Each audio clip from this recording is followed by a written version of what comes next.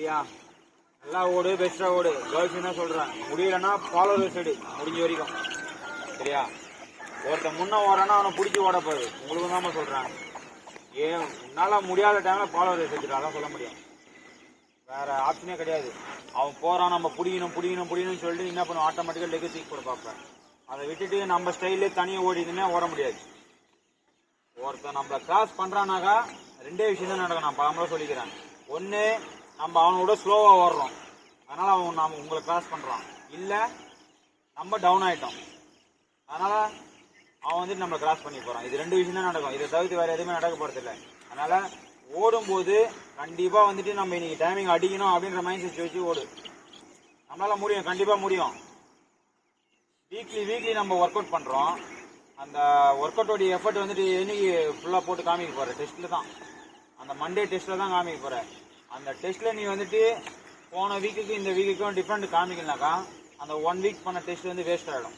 அதனால முடிஞ்ச வரைக்கும் எஃபர்ட் போட்டு நல்லா ஓடு, பெஸ்ட் டைமிங்கா கொடுக்கலாம். சரியா? அவ்வளோமா?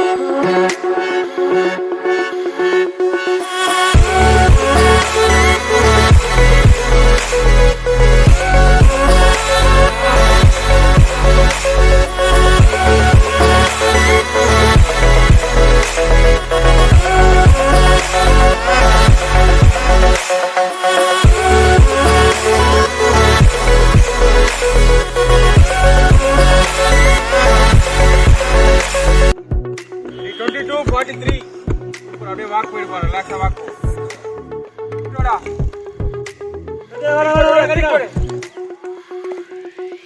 52 சூப்பர். 40 தூக்கி போடு வாடா. ஆஜோ 100 மீட்டர் தூக்கி போடுடா. சரண வண்டா பரா. வாடா. தூக்கி போடுடா. 23 50 சூப்பர் ஓடு. வாடா. டைம் முடியலாம் பா. 23 55 23 56